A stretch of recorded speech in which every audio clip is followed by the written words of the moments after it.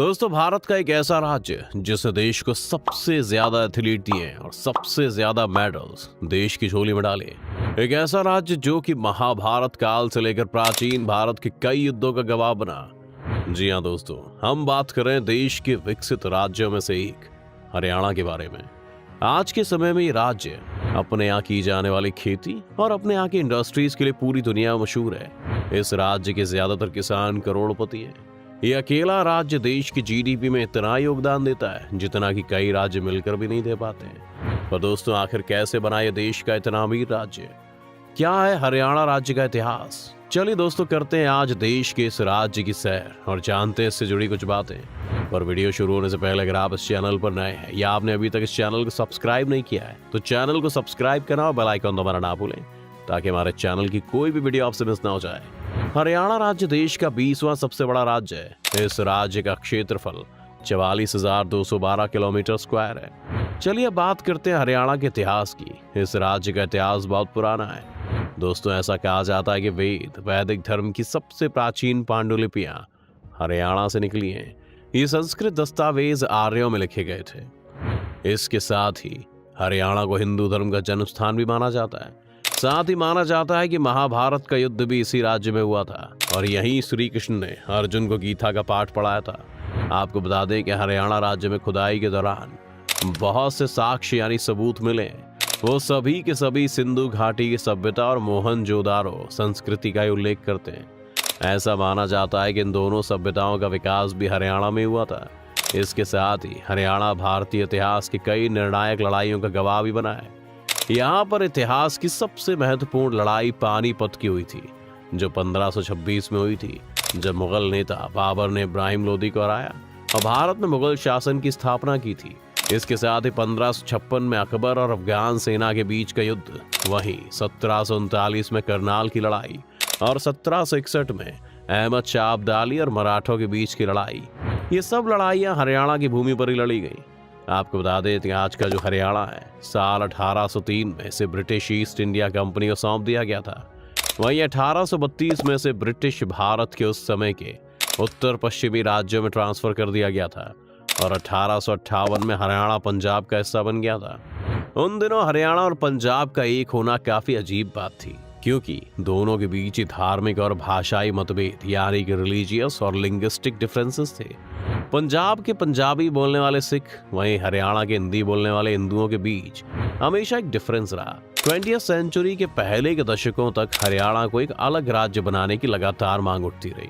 खास करके लाला लाजपत राय और आसिफ अली के नेतृत्व में मांग उठती रही कि हरियाणा को एक अलग राज्य बनाया जाए। 1947 में भारत के पाकिस्तान से अलग होने और भारत के आजाद होने के बाद भी हरियाणा पंजाब का हिस्सा बना रहा, लेकिन हिंदुओं और सिखों दोनों की ओर से अलग राज्य की मांग जारी रही, कम नहीं हुई। बल्कि आजादी मिलने के बाद भारत में भाषाई आधार पर राज्य के गठन की मांग तेजी से उठने लगी। हालांकि उस समय के प्रधानमंत्री जवाहरलाल नेहरू ने भाषाई आधार पर राज्य के गठन का विरोध किया।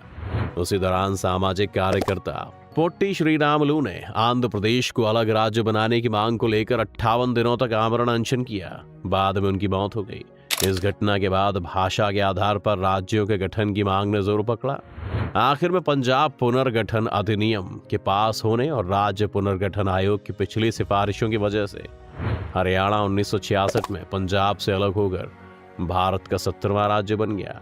इसके बाद 31 नवंबर 1966 को कमीशन के द्वारा रिपोर्ट जारी की गई और इस रिपोर्ट के अनुसार करनाल, गुड़गांव, रोहतक, हिसार, महेंद्रगढ़ जैसे जिलों को एक नए राज्य हरियाणा में शामिल कर दिया गया। आपको बता दें कि आज के समय में इसमें कुल 22 जिले हैं और इसकी राजधानी चंडीगढ़ है। हरियाणा का जियोग्राफिक स्ट्रक्चर। ये राज्य उत्तर भारतीय राज्य है। ये कुल 3 दिशाओं से अलग अलग राज्यों की सीमा से जुड़ा हुआ है। हरियाणा के उत्तर में पंजाब और हिमाचल प्रदेश है। वहीं इसके पूर्व में उत्तर प्रदेश, उत्तराखंड और दिल्ली है। वहीं इसके दक्षिण पश्चिम में राजस्थान है।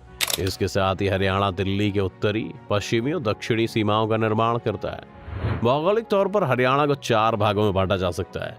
राज्य के उत्तरी हिस्से में मौजूद यमुना घग्गर नदी के प्लेन मैदान, उत्तर में शिवालिक पहाड़ियों की एक बेल्ट, दक्षिण पश्चिम में बांगड़ रीजन और दक्षिणी हिस्से में अरावली पर्वतमालाओं के शेष यानी कि रेमनेंट। जो कि हॉरिजॉन्टली राजस्थान से दिल्ली तक फैली हुई है। वहीं आपको बता दें कि इस राज्य की मिट्टी आमतौर पर काफी उपजाऊ है। इस राज्य की ज्यादातर जमीन पर खेती की जा सकती है। यही वजह है कि यहाँ ज्यादातर लोग खेती करते हैं, लेकिन यहाँ सिंचाई की ज्यादा जरूरत पड़ती है। वहीं इस राज्य में कुछ अपवाद यानी एक्सेप्शंस भी हैं, जिसमें पहाड़ी उत्तर पूर्व की जमीन है जो कि बिल्कुल उपजाऊ नहीं है, और दक्षिण पश्चिम के रेतीले क्षेत्र शामिल हैं जो राजस्थान के थार रेगिस्तान से लगते हुए हैं। वहीं अगर इसके क्लाइमेट की बात करें तो ये गर्मियों में गर्म और सर्दियों में ज्यादा ठंडा होता है। यहाँ मई और जून में सबसे ज्यादा टेम्परेचर 44 डिग्री होता है, तो जनवरी में सबसे कम टेम्परेचर होता है। हरियाणा राज्य प्राकृतिक रूप से बहुत अमीर है। इस राज्य में बहुत सी नदियां बहती हैं। आपको बता दें कि यहाँ यमुना, सरस्वती, मारकंडा, घग्गर, टंगरी जैसी पवित्र नदियां बहती हैं। चलिए अब बात करते हैं यहाँ के पॉपुलेशन स्ट्रक्चर के बारे में। हरियाणा की कुल जनसंख्या 2 करोड़ से ज्यादा है। जनसंख्या की दृष्टि से हरियाणा का भारत में 16वां स्थान है। यहाँ सभी धर्मों के लोग रहते हैं, लेकिन ज्यादातर आबादी हिंदू है। इसके साथ ही सिख, मुस्लिम और ईसाई धर्म के लोग भी यहाँ मौजूद हैं। आपको बता दें कि हरियाणा राज्य की ज्यादातर सिख आबादी उत्तर पूर्व और उत्तर पश्चिम में मौजूद है, जबकि मुस्लिम दिल्ली से सटे दक्षिण पूर्वी जिलों में बसे हैं।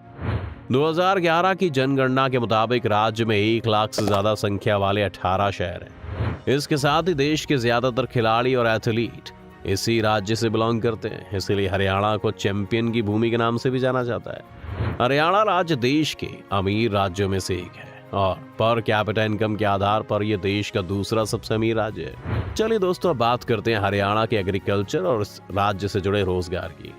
हरियाणा भारत के इंपॉर्टेंट देशों में से एक है जहां की ज्यादातर आबादी खेतों पर निर्भर है, और इसीलिए कुछ लोग इसे भारत का फूड बाउल भी कहते हैं। हरियाणा भारत का एक ऐसा राज्य है जहां पर खेती के लिए इनफ सोर्सेज मौजूद हैं। हरियाणा में खेती से रिलेटेड वो सभी काम किए जाते हैं जो एक अच्छी खेती के लिए जरूरी होते हैं। इसीलिए हरियाणा की तुलना नीदरलैंड से भी की जाती है। यहाँ पर गेहूं और चावल काफी उगाए जाते हैं। इसके अलावा राज्य कपास, तोरिया और सरसों के बीज, बाजरा, छोले, गन्ना, ज्वार, मक्का और आलू का उत्पादन भी बड़ी मात्रा में यहाँ किया जाता है।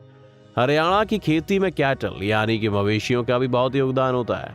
आपको बता दें कि यहाँ पर कैटल, भैंस और बैल का इस्तेमाल जुताई और बोझ ढोने वाले जानवरों के रूप में किया जाता है। आज भले ही हरियाणा देश की खेती में इतना योगदान देता हो, लेकिन आपको बता दें कि हरियाणा एग्रीकल्चरल प्रोडक्टिविटी के लिए काफी हद तक हरित क्रांति यानी कि ग्रीन रेवोल्यूशन के लिए जिम्मेदार है, जो कि 1960 के दशक में हुई थी। ये क्रांति दुनिया की भूख को कम करने के लिए शुरू की गई थी। ये एक अंतर्राष्ट्रीय आंदोलन था। इस आंदोलन की वजह से इरिगेशन, फर्टिलाइजर्स और हाई क्वालिटी सीड्स पर इन्वेस्ट किया गया था। आपको बता दें कि 21वीं सदी की शुरुआत में राज्य के लगभग 2/5 लोगों का वर्कफोर्स खेती से जुड़ा हुआ था। खेती के अलावा हरियाणा में एग्रीकल्चरल मशीनरी का प्रोडक्शन और कॉटन और शुगर का प्रोडक्शन भी है। इसके अलावा यहाँ पर बाइसिकल्स की मैन्युफैक्चरिंग भी की जाती है। साथ ही इस राज्य में बहुत सी ऐसी कंपनीज भी खुल चुकी हैं जो कि ट्रैक्टर, हार्वेस्टर, कार से जुड़ी हुई चीजों की मैन्युफैक्चरिंग करती हैं। इसके अलावा इस राज्य का गुड़गांव, मानेसर जैसी जगहों पर बहुत सी इंडस्ट्रीज हैं जिनकी वजह से दूर दूर से लोगों को रोजगार मिलता है। दोस्तों अगर बात हरियाणा के ट्रांसपोर्ट की करें तो हरियाणा लंबे समय से आसपास के राज्यों और पूरे भारत से अच्छी तरह से जुड़ा हुआ है। ऐतिहासिक ग्रैंड ट्रंक रोड और उत्तर रेलवे की मेन लाइन के साथ साथ कई मेजर हाईवेज और रेलवे लाइंस दिल्ली में मिलने के लिए इस राज्य से होकर गुजरती हैं। इसके साथ ही इस राज्य का एजुकेशन स्ट्रक्चर भी काफी अच्छा है। एक वक्त था जब यहाँ के लोग एजुकेशन को इतना जरूरी नहीं मानते थे, पर आज एजुकेशन की जरूरत को समझते हुए हरियाणा के हर गांव में स्कूल है। इसके साथ ही जैसा कि हमने आपको बताया कि हरियाणा खेल कूद में भी हमेशा से आगे रहा है।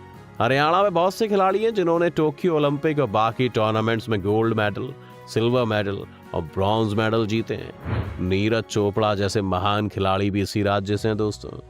तो दोस्तों ये थी हरियाणा के इतिहास से लेकर आज तक की पूरी कहानी। तो दोस्तों आज की वीडियो में इतना ही। उम्मीद करते हैं आपको आज की इस वीडियो से काफी कुछ सीखने को मिला होगा। अगर आपको ये वीडियो पसंद आया हो तो वीडियो को लाइक करें, और अगर आप इस चैनल पर नए हैं तो जाने से पहले चैनल को सब्सक्राइब करना भी ना भूलें।